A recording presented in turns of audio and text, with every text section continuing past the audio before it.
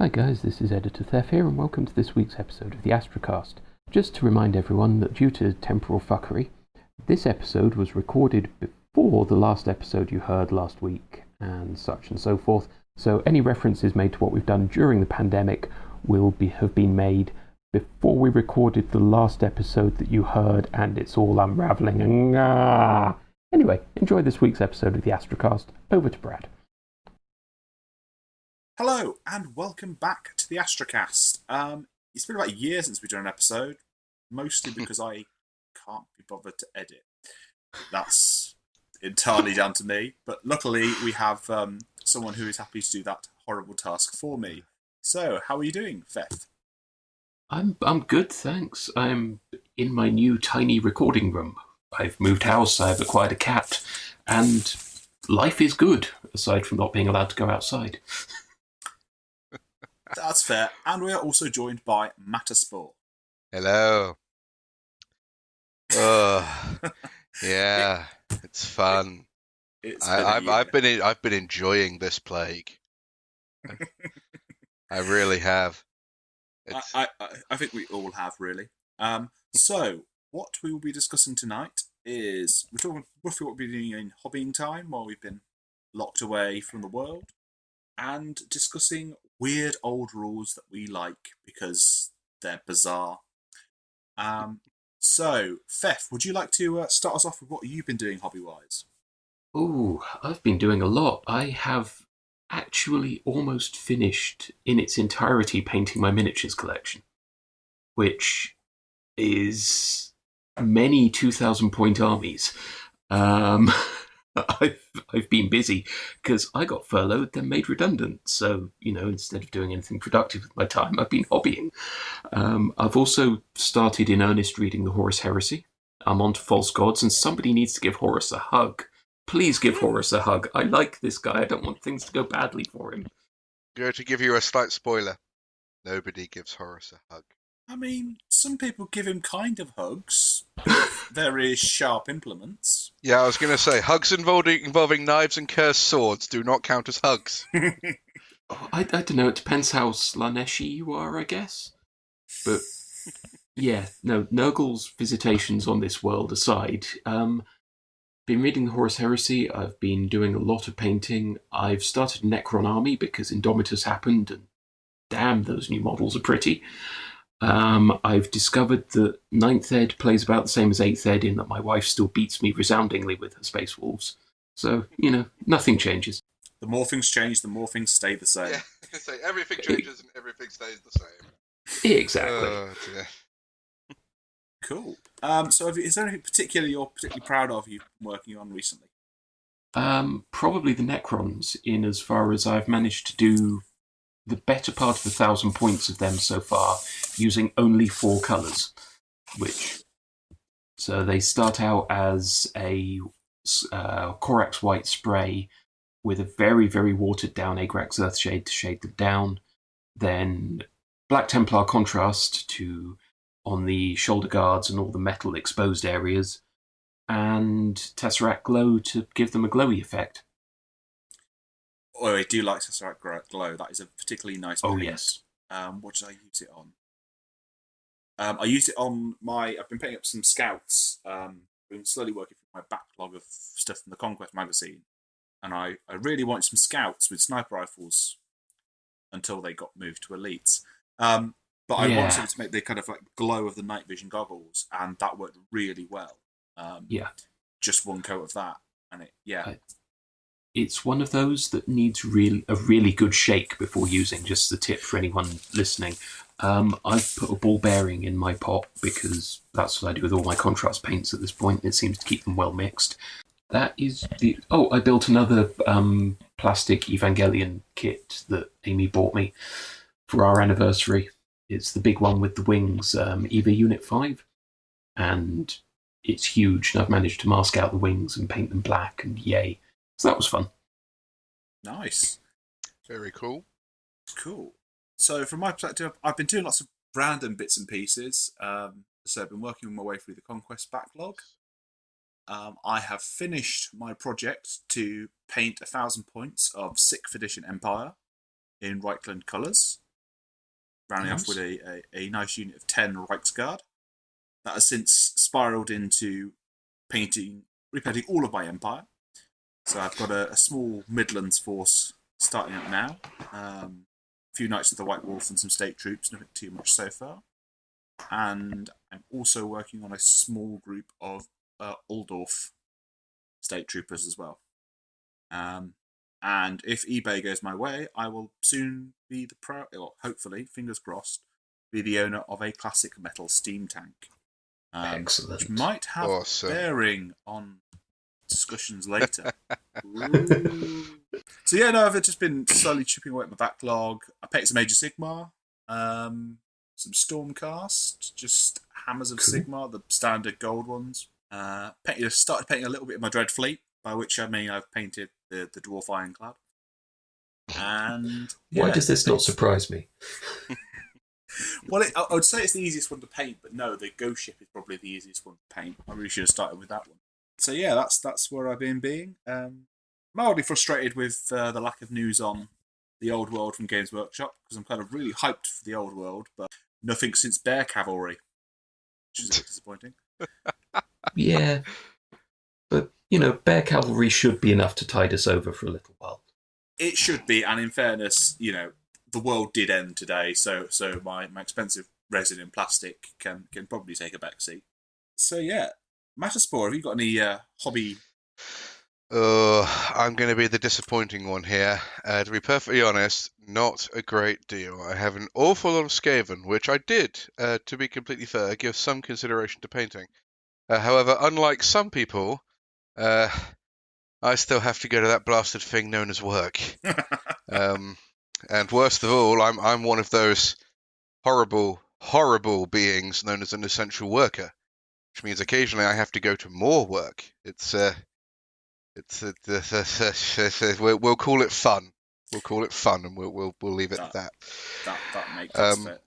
But no, I get the lovely White Dwarf magazine still through some variety of witchcraft. I'm not entirely certain how they found my new address, but never mind. I do read that, and I admire the pretty figurines and everything. But aside from that, I haven't played a game in ages. I haven't painted in ages. Like I said, I'm the disappointing one.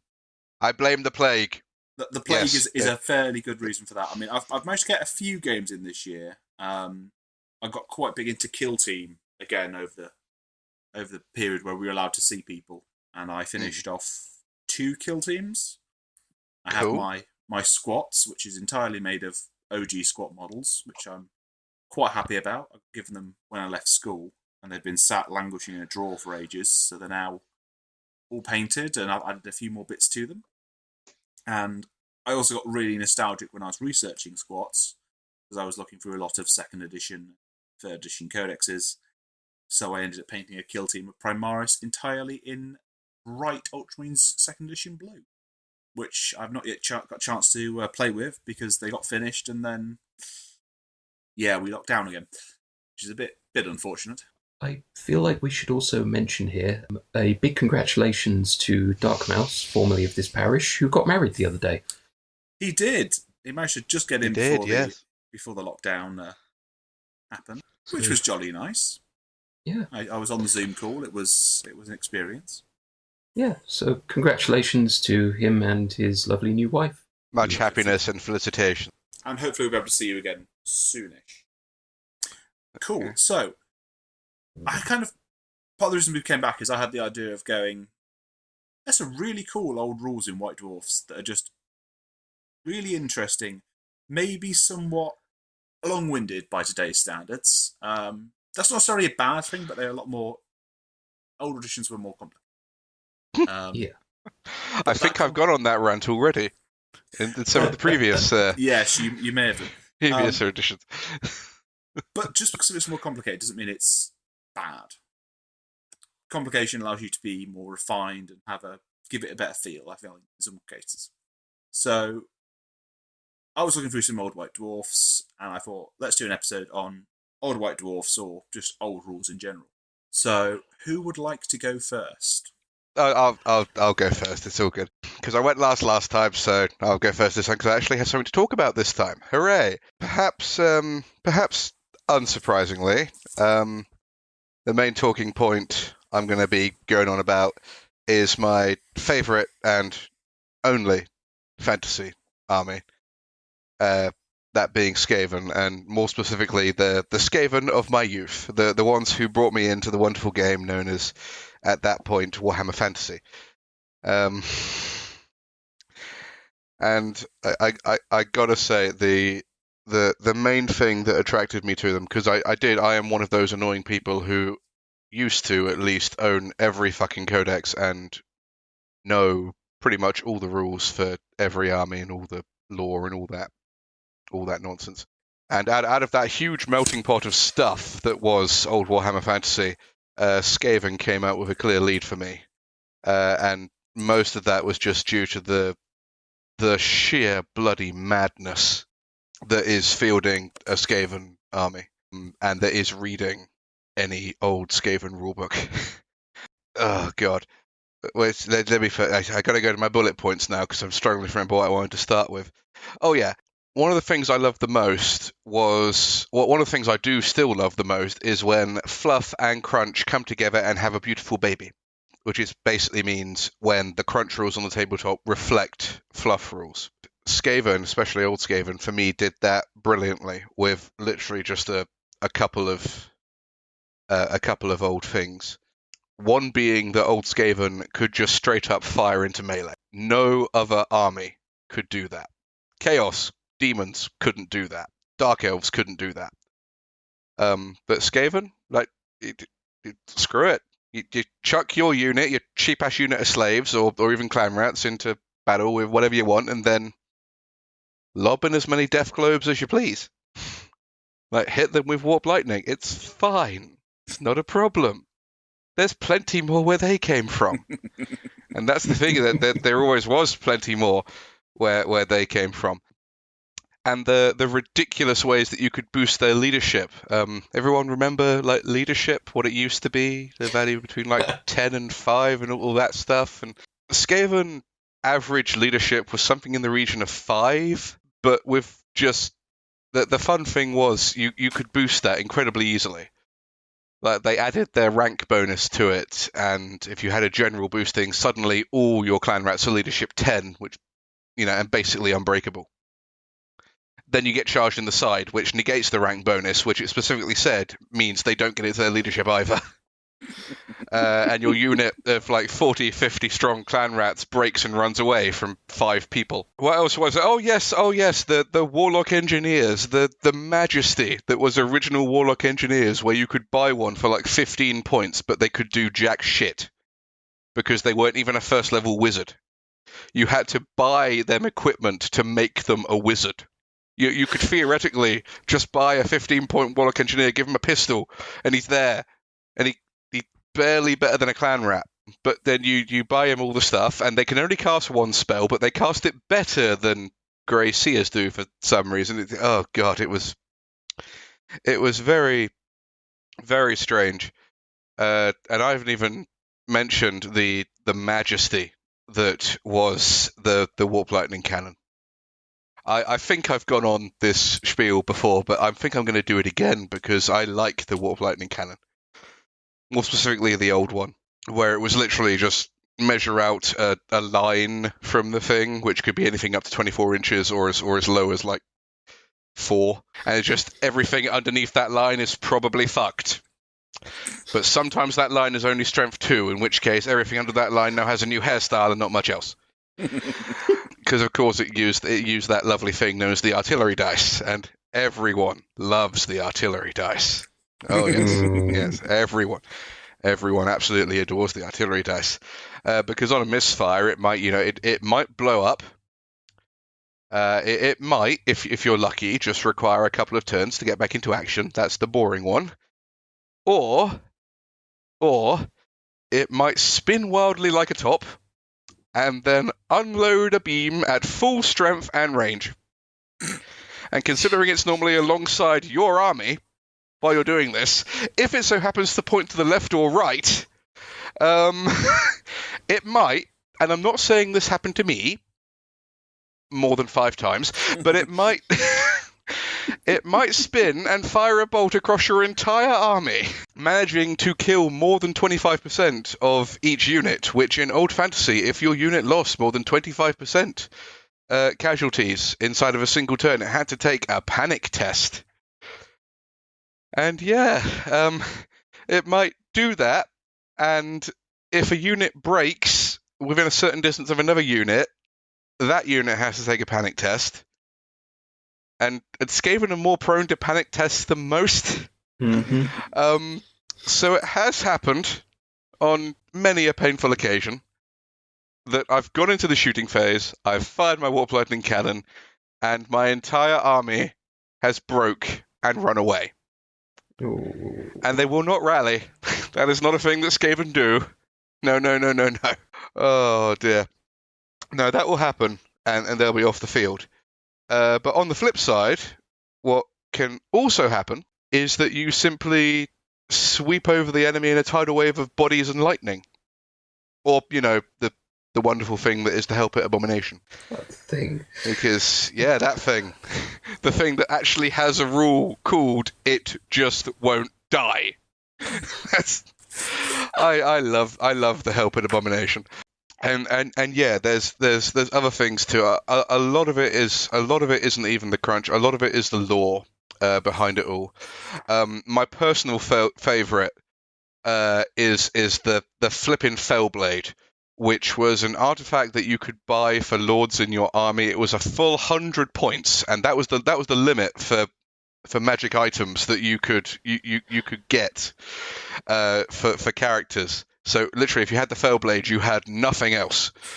It made you strength 10, and it dealt like ridiculous amounts of damage. But every turn you had to roll a d6, and on a 1 or 2, you just flat out took a wound. With no save. And the fluff behind that is amazing. Because that's the sword that did in Nagash. Nice. That's the sword that when Nagash decided to try and screw the Skaven, it's one of the very few times that the Skaven race, did that lovely, terrifying, we all come together thing, which they're not very good at. But when they do it, you get, the horrific blade forged under a twisted moon in, horrific warpstone thrust into the hand of the last living remnant of what would eventually be the Tomb Kings, and then him basically broken out of the cell by Ishin assassins, like spelled with all sorts of resistances by Clan Scryer magicians and Grey Seers, and then essentially just pushed into Nagash's chamber while he's doing this grand spell to basically kill the world. He just stabs the Necromancer in the back and then buggers off somewhere to never be seen again, and Nagash goes into what's essentially a big old nap for a couple of thousand years. So Skaven inadvertently saved the planet, purely for their own sake. And then a bit later on, it's amazing how if you read the Skaven codes, they have their hands in everything. A bit later on, Storm of Chaos. Everyone remember Storm of Chaos? But yeah, the one where Archaon invaded, and they said they'd actually follow through on what the results was in tournaments, but then they had to back out on that because Chaos lost, so terribly. Archaon got punched out by an orc boss. Yeah, that one. Oh yeah, Grimgor Ironhide headbutted Archaon out of the battle. It was amazing. But yeah, there was Valton. Everyone remember Valton? It's okay if you don't. He's very forgettable. Meant to be the reincarnation of Sigmar with Galmaraz and one of the rune fangs and all that stuff. And he didn't have a rune fang. The Emperor kept a rune fang. You're right. Yes, he had Galmaraz. Yes, you're right. I'm terribly sorry. He went to sleep for a bit. And then they go in to see him the next day, and there's nothing but a bloodstain on the bed and 2 glowing Claneshan daggers. And it's like, okay, I've gone on for quite a bit here, and I'm getting a few I think I can tell because my voice is rising. But I will, the last thing, and it is purely a lore thing that really, really appeals to me, is that the Skaven have damn near taken over the world on multiple occasions. They once finished off They created their own version of essentially the Black Death +2, and threw it into the Empire, killed off a huge portion of them, laid siege to the last remaining stronghold of mankind, barely lost because, well, their creation did what Skaven creations do and started infecting them as well, because they hadn't really accounted for that. Then again, it was Clan Pestilence, so they may well have accounted for that, but never mind. Yeah, the only reason they lost is because their own invention turned back on them, as is always the case. But currently, canonically, before the world blew up and other stuff happened and Age of Sigmar started, nobody in the Empire believes they exist. They're just beastmen. Yeah, they're just beastmen. They're not real. They're not afraid. It's amazing. And it's amazing. It is absolutely amazing. And it's purely because, pretty much, Skaven started killing off everyone who said they exist. I mean, as rumor control goes, that's impressive. Oh no, it's great. It's great. They have like this. It's like it says in the book so many times, and it's one of the few ones where, because I remember like the Orcs and Goblins ones often said that if they just stopped fighting each other, they'd sweep the world or the galaxy in 40k, whatever. But Skaven's the only one where you think that might actually be true, because whenever they actually really try to get rid of someone, they succeed, like disturbingly easily. And they've got tunnels that go literally everywhere except, like, I think Athel Loren, because they get murdered by magic tree roots, and the elven high elf island, because it's an island. It doesn't actually touch the bottom, though. Yeah, it floats, so there's nothing they can tunnel up through because it's a magic thing. That's why they can't tunnel to it, because they can't tunnel through water. Yes, exactly. Yes. Well, the world blew up before they could do that. Although I would point out one last thing that they did, and they did this below the. Oh God, I've forgotten the name of the city. I've not forgotten. It was run by Count. Oh, they called him Ratslayer at the end of it. I can't remember. Middenheim? Yes, the city of the White Wolf, where they have all the priests of winter and all that stuff. Yes, that one. They essentially to get revenge for the previous defeat and everything. This is just before Age of Sigmar started, so we're coming into modern day. So a lot of what I loved about Skaven had been nerfed, except for the lore. That was still as crazy as any. They built a massive device underneath that city. And that device's purpose was to grab the Chaos Moon, because somebody decided it was a good idea to tell them that it was made out of pure warpstone, which Skaven love. Yeah, its sole purpose was to grab said moon and pull it down. Now, it didn't work. It did blow up the city. But as far as I remember, the only reason it didn't work was because the world kind of exploded. There's only one quote that fits here, and that is, "You've met with a terrible fate, Haven't you? So I've got a question here for you about the Skaven lore. Go for it. So no one in the Empire believes they exist. Only the Empire. Only the Empire. Can you explain to me the Helm of the Skaven Slayer? Yes, Empire people are stupid and don't pay attention to their own artifacts. That's fair then. But yes, that is basically it. That is, yeah, I know that's a thing. I've seen it in the Empire books. It gives like penalties to Skaven and stuff when you cause fear in Skaven and stuff, doesn't it? It's a magical helmet that it causes fear in Skaven models. Yes, 20 points. Yes, yeah, exactly. That's because it only works on Skaven. But yeah, no, that exists. They have like whole Skaven skeletons and everything like that. And nope, it's just a sub-race of beastmen. Even if they acknowledge what Skaven did, they say they were all wiped out. And it's a relic of days past. And again, I will point out this is only the Empire. The elves know Skaven exist. Orcs and goblins know Skaven exist. Other human empire do. Oh, the lizard men most definitely do. We screwed those guys big time. That fucking Sobek, but Sebek, but yeah. Oh god. Even the other human kingdoms, like Cathay, the weird, probably stereotypical East thing that Indochina. Games Workshop wisely never touched, or never went near, aside from to say that ninjas come from there, and Clan Eshin went there, and that's where the Death Masters come from. But yeah, they know Skaven exist. Down in the swamplands, I can't remember. It starts with I. They know Skaven. Yeah, that maybe they know Skaven exists. They patrol the sewers. They rigorously fight them out. Britannia, the fucking idiot knights who live off the serf slave class and believe in Lady of the Lake. They know Skaven exist, but the Empire doesn't. It's absolutely amazing. Wow. But is this like the general public don't know they exist and there are people higher up that do? Or is No. it just, Well, these if- are idiots? Potentially people higher up do know. But the problem is, if you know, then you know to keep stum about it, because if you start saying that they exist, you tend to die. Like, really quickly. Because Skaven assassins, and particularly Deathmaster, oh god, I can't pronounce his name, Deathmaster Snikt, meant to sound like the sound of a knife coming out of his shift, Snikt, him, the Deathmaster, he will come for you. And it doesn't matter where you are, and it doesn't matter who you are, it doesn't matter what you have or what's in the way, he will come and you will disappear. And not in a Slaneshi sense. No, you'll just be dead. He's nicer than that, at least. Yeah, so I didn't even go into what we did to Lustria. Yeah, I can go into what we did to Lustria, if you like. But Theff played Lizardmen, so he gets mad if I talk about Lustria. So, Do it. all right, we'll quickly summarise Lustria.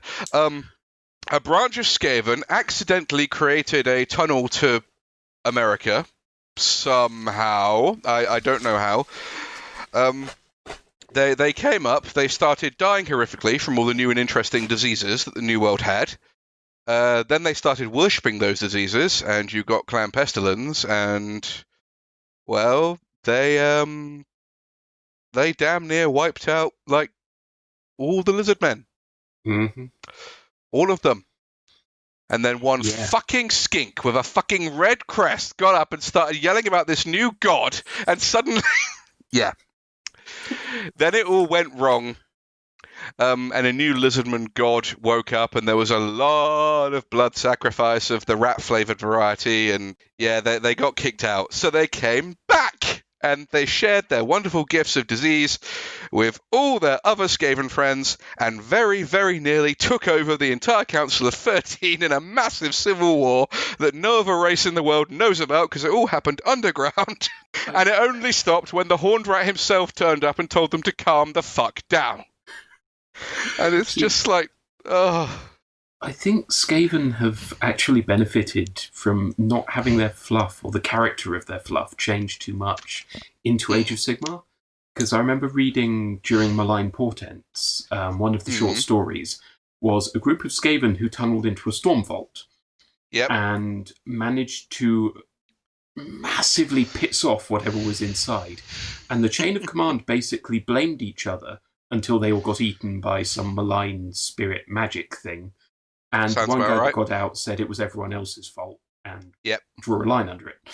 Oh yeah, that's basic Skaven psyche. Take your basic Skaven, like your standard clan rat, even potentially a Skaven slave, and they will believe, pretty much without exception, that they are the brightest spark in the world. That they are important, they are awesome, they know everything, and if only all these other fucking idiots would stop getting in my way, I would solve all our problems. But the thing is, that's not just the politicians. That's all Skaven. Every single one. They do not do introspection. They do not do self-awareness. They don't have that. There is no difference in these mindsets between the lowliest Skaven slave and the highest warlord. The warlord is slightly closer to the goal, that's all. Skaven die a lot. Have I mentioned this? Skaven die an awful lot. Like, even if they somehow live to a ripe old age. Do you know what a ripe old age for the average Skaven is? It's about 13. They don't now. If you're a Grey Seer or a Warlord or you have access to an awful lot of Warpstone, it's a lot longer. But average Skaven, if you somehow lived your full lifespan, no 13, they're adult in about 5 months. Yeah. So yeah, they have no empathy whatsoever. Everything that isn't a Skaven is a thing of some variety. Is a man thing, an elf thing, a lizard thing, a green thing.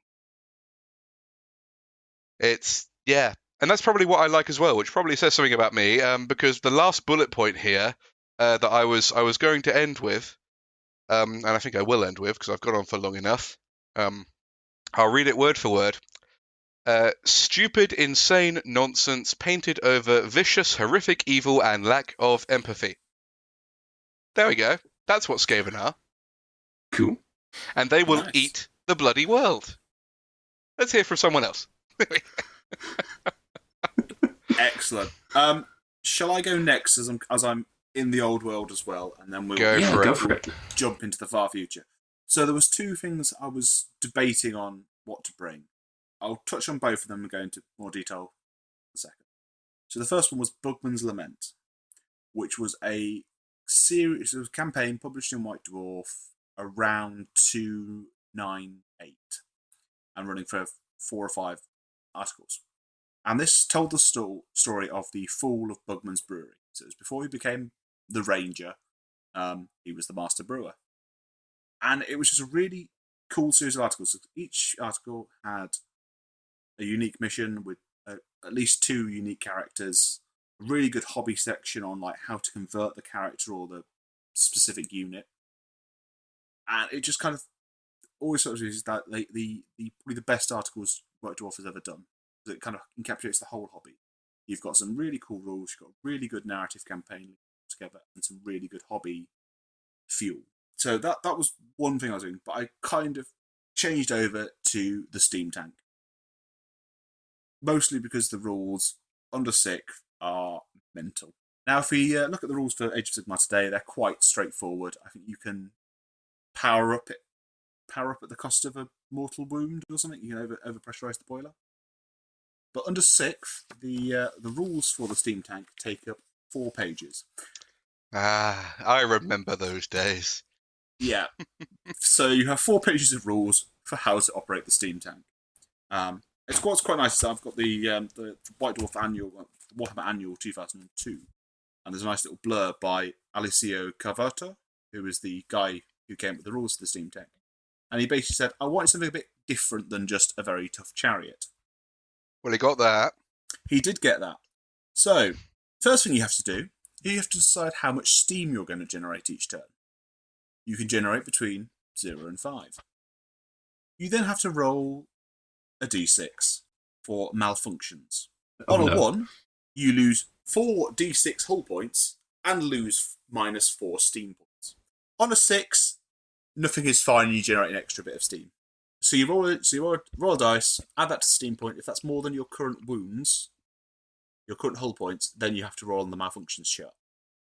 So you've generated your steam. You then have to decide how you're going to spend it. Because it doesn't have a movement like everything else. You have to buy movement points each turn. So to move forward 3 inches costs 1 steam point. To move backwards, 1 steam point. There's a few things like firing the various weapon systems. Charging, again, you need to have the steam to use it. Now, if you want to attack this SteamTank, you don't have a toughness value. It's just a dash. Firstly, you've got to decide what facing you're shooting the SteamTank from. Front, flank, or rear. You then need to roll a d6 for each hit against it, and work out whether that's a soft hit or a hard hit. It gets sillier. You need to roll a d6. Add the strength of the attack, the result of the dice for any multiple wounds, and then subtract, if it was a soft hit, 8, or 10 if it was a hard hit. This essentially meant that weapons less than strength 4 had no chance of hurting the SteamTank. It was completely immune. Excellent. Which, in fairness, it's a massive foot of metal. You can't really shoot an arrow into that. Also, magic just didn't work against it, because there was so much metal, it just scrambled the spell. If you threw a fireball at it, it would do the base damage of the fireball, but nothing more than that. And I think the final bit I'm going to mention about the SteamTank is the Tinkerer chart. So, under Age of Sigmar, you can buy 2 types of SteamTank. There is the SteamTank and the SteamTank with Commander, which allows you to field a whole SteamTank army, which is rather cool. Whereas under 6th, you could be sensible and buy a Conqueror pattern, which is the standard pattern you'll see, or you can start tinkering with it. Do you want to replace the main cannon with a volley cannon? Go ahead. Do you want to strip all the other weapons away and just have it as a battering ram? Fill your boots. Want to stick a mortar on it? It'll cost you everything else. Or do you want a fighting platform full of engineers with various special weapons? It's just mental.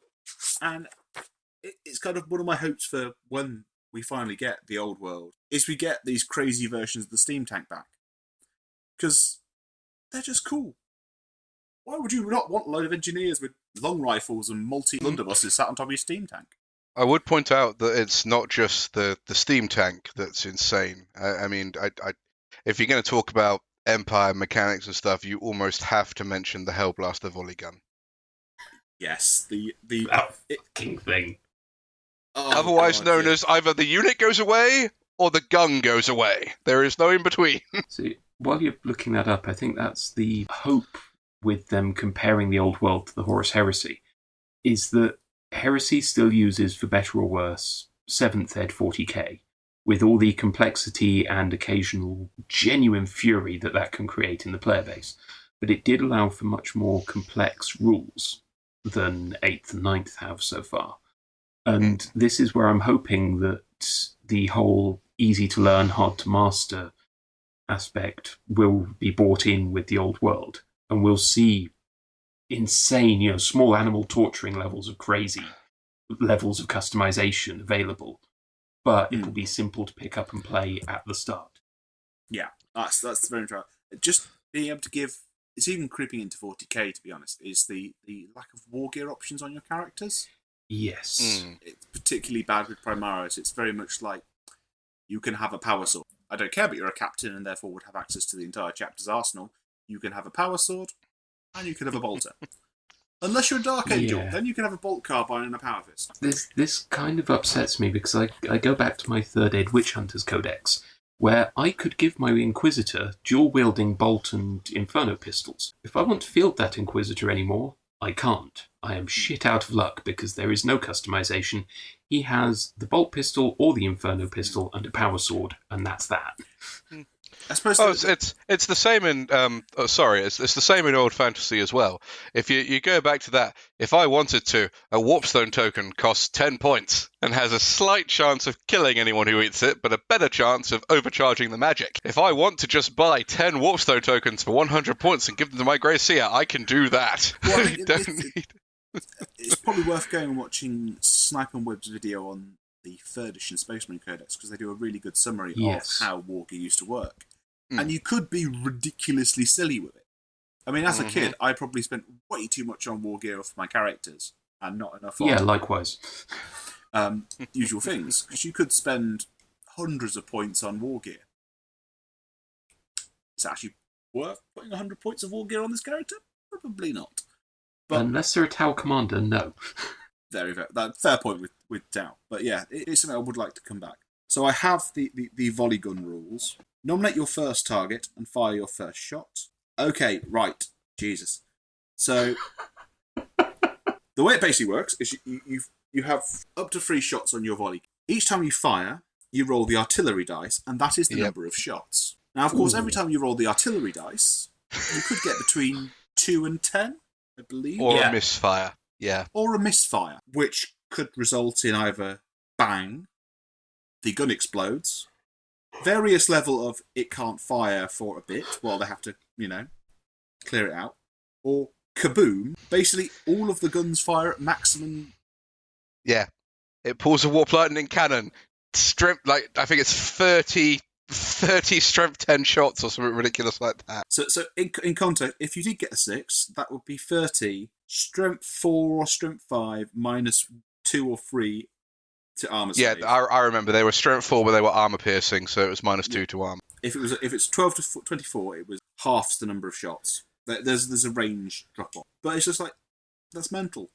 Again, I do want to pick up a volley gun at some point for my Empire, just because I think they're mental. Staying with Empire rules, one thing I've really, really hoped they bring back when we finally get the old one is the variant lists at the back of the book. So you have your normal Empire army list, and then you have some slightly special ones that are they're not competitive plays, how they roughly word it, but you've got stuff like the Emperor's Guard, which moves units around the organisation chart.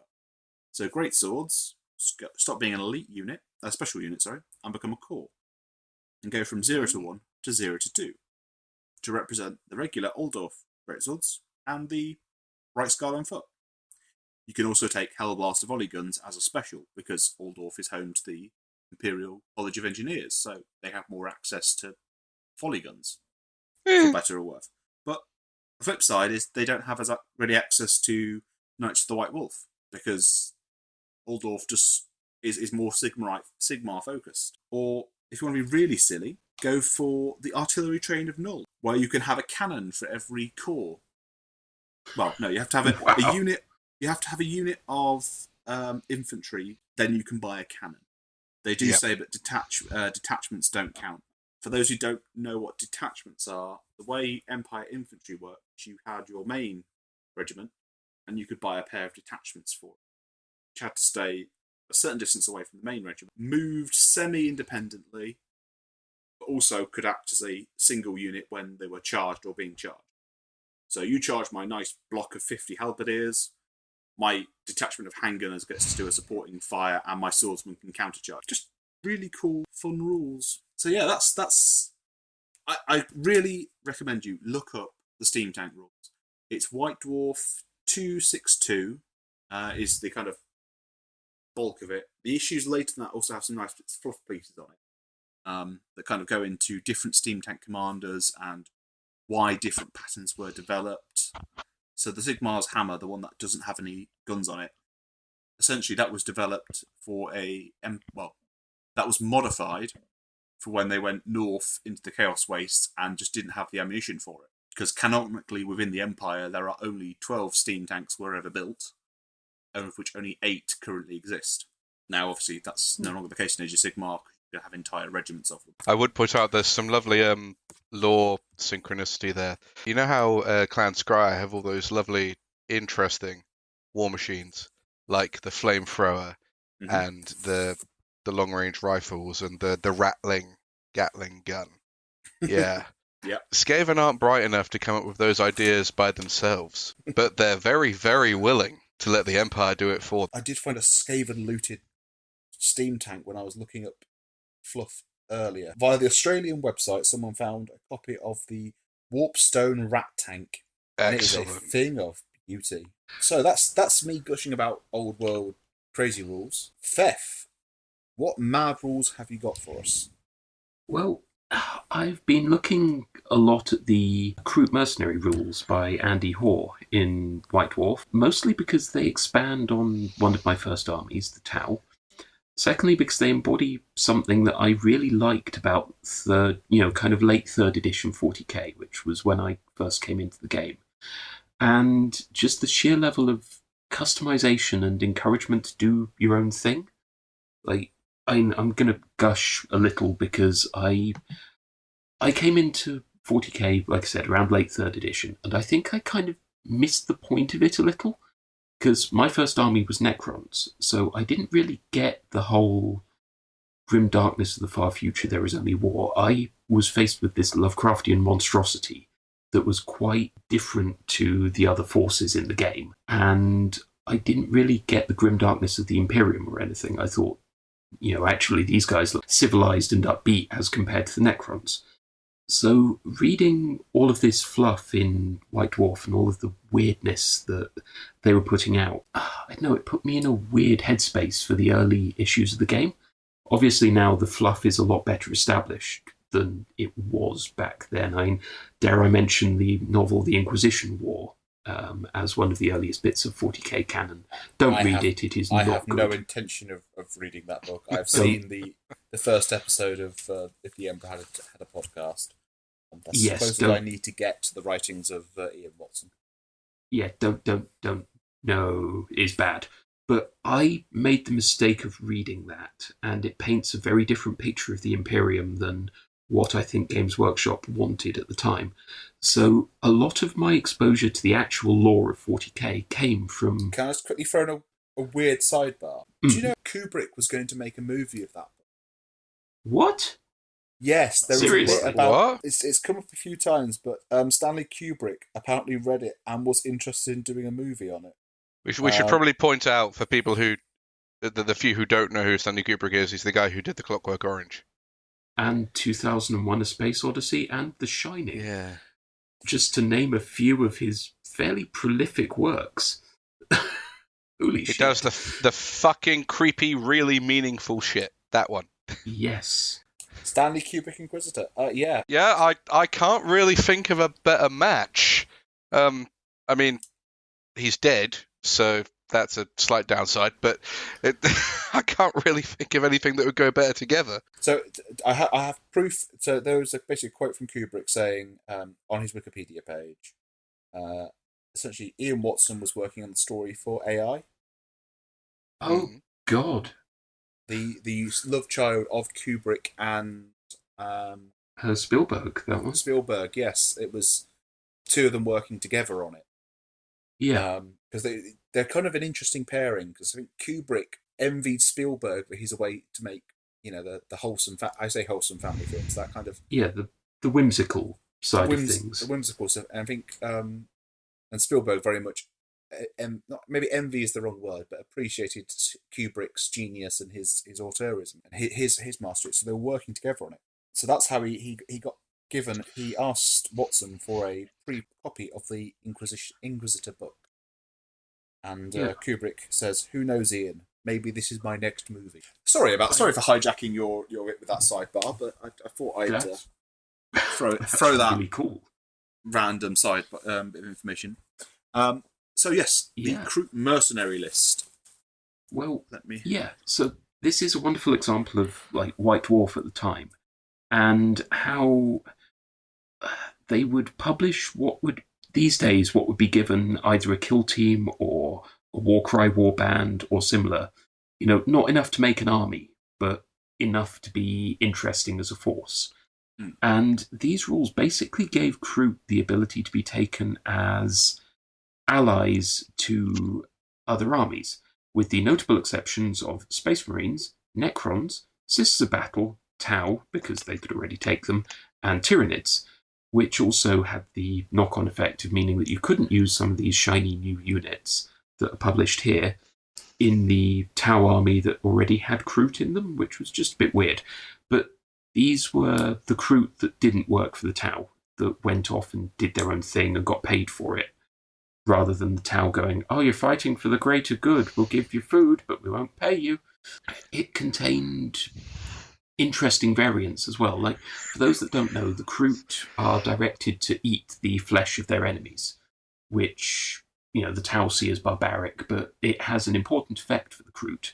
They can selectively take the DNA of their fallen enemies, take traits that are useful to them, and incorporate them into their own DNA. So, hence, you get your basic Kroot that is, fairly robust, fairly capable warrior, but you also get evolutionary dead ends like the Kroot Hounds or the Krootox, which have gone far too much in one direction and now can't evolve away from it over the course of a few generations. So you've got rules here for things like, Kroot that have eaten from orc flesh and they turn a bit green and they get plus to their strength. And you need a much higher strength weapon to instant death the Kroot that is an orc hybrid, for example.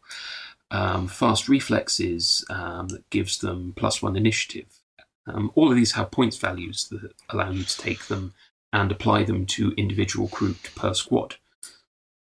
You also got rules given for other variants like the flying Kroot, the Vulture Kindred, who, as suggested, they're a fast attack choice that can fly.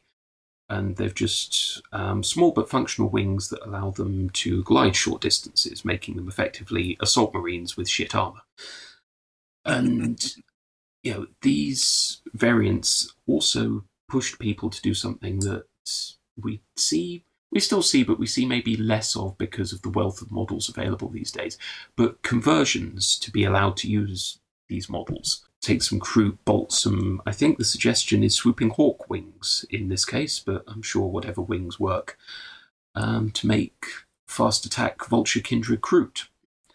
Now, reading this, it reminded me of another probably far more interesting article from White Dwarf from early in my days of reading it, called The Creature Feature, which was a wonderful article and struck a chord with me to the point where I actually followed through and built one of the things from it, which basically gave you the option to let your characters ride dinosaurs. Let that sink in for a minute. You could put a Space Marine captain on the back of a fucking dinosaur, and it was glorious. The basic idea was that they had just redone the Lizardmen range, and I think they wanted to push their shiny new dinosaur models. So you could take basically a Carnosaur or a Megasaur, if I remember correctly, and mount a character on the back, and any army could take one of these, which led to some interesting stuff at my local Games Workshop, rest in peace Brent Cross, back in the day, where somebody built a Necron dinosaur, where they took one of the Carnosaur models from the Lizardmen range, ripped its legs and arms off, and replaced them with Necron parts, which led to this horrifying pariah-like hybrid dinosaur with a Necron Lord on the back. It also led to, I believe, Nibbles, if I remember correctly. Yay, Nibbles! A complete tangent. We'll explain Nibbles one day. Yes, I might even try and get around to making him, because I'm now better at conversing than I actually have tools now. I have found the Creature Feature article. There is a whole host of extra bits and pieces in here as well. So you've got stuff like Enslavers, which are... Oh, God, yeah. And Catch and Devils, if I remember correctly. Yeah, Catch and Devils, Giant Reptiles, Crocodids, Barking Toads. Are they the ones that explode violently? We actually played a game way back in the day where there were random barking toads on the board, and you had to roll a dice. On a roll of 6, there was a barking toad in the terrain feature you'd gone near. Nice. And of course, there is rules for zombies. Yeah, of course. Also, native hunting beasts. And there's a whole section on Xenos mounts. Cool. That is a really cool little article. It was a fantastic piece. I infinite credit to White Dwarf for putting that kind of stuff out, because it broadened the game in a way that didn't need the book of its own or anything, but it was interesting. Yeah. And it added just a little bit of flavour to the world that, I don't know, I don't think we've lost necessarily, but certainly isn't as prevalent in modern day 40k. It feels a lot more codified. I think they've gone very much into the tournament and kind of... And that's not necessarily a bad thing, because at the end of the day, you do want a balanced game and kind of stuff. But there is something to be said for the freedom. I mean, you have got the freedom to do it, but it does feel a lot more, you play it this way. I can see what this is, but we are going to at some point say the good old days. I'm trying not to say that, because whilst I do have a beard, I'm not quite... It doesn't cover my neck. It's less so much the good old days and more... It was a very different beast back then. Yeah. No pun intended. It was certainly that, yeah. And there is stuff like... You can't argue with the quality of the sculpts these days, and there's so much which is better than it was. But there are also certain elements from older editions that are just really, really cool to do. I mean, I also came across the Path to Glory rules. Again, going back to fantasy, I've just been on a big fantasy kick recently, so I've been going through that. And that was a whole game system for... I suppose you could almost call it the precursor to Warcry in a way. Because you choose you'd have a chaos champion, and then you roll up the rest of you. And when I say roll up, you had an allotment of favour points, and you spent favour points to roll on a chart. And you might get some more of the Horsemen, you might get some Chaos Knights, you might get a spawn. It was kind of Or you might turn into a chaos spore. well, that was it. You know, it's kind of, they say very much based on the Realm of Chaos books from even older, which do sound mental, I remember. But I've still got a lot of those books. I might be able to dig them out of my garage at some point. Well, sorry, the thing you sent us that link for the for the SteamTank stuff. I'm looking through it and it looks real familiar, and I'm pretty certain I've got that book somewhere. I'll see if I can find it. That's it. So, I think we're probably coming to the point of finishing now. I think we've covered just 3 bits of crazy old stuff. So, if you've listened to this and thought, I want to go check out some old rules, Google. You will eventually find all of them on there. We can't quite tell you how. Yeah, we're not allowed to encourage certain activities. Although there is one final thing that I do have to say. It's only one word. Don't worry about it. But any old or even new Skaven player will understand. Doom wheels. There you go. I'm good now. Excellent. So, thank you very much for joining us tonight. I hope you've found this vaguely entertaining. We're going to try and be a bit more proactive with recording going forward. Yeah. Need to work out what we're going to do next week, but who knows? Inspiration will strike. If you have an idea, Could be something. Put it in the comments. Yeah. We have comments? These go on YouTube as well. Holy okay. I don't know if I have no idea. I have no idea if anyone's actually ever commented on them. I did post the Warhammer Fantasy one on Reddit, and I got some nice comments on that. So that's it. Thank you very much for joining us. Thank you for joining me, Theff, Mataspore. Always a pleasure. Yeah, it was much fun. Toy Soldiers again soon. Yeah, excellent. Right. Hi. Have you ever wondered what would happen if you took the schoolyard conversation of which one of my favourite fictional characters would win in a fight? Well, wonder no more. Join me, Chris, and my co-host Matt every other Sunday for Mish Mash Mayhem, and you can find out.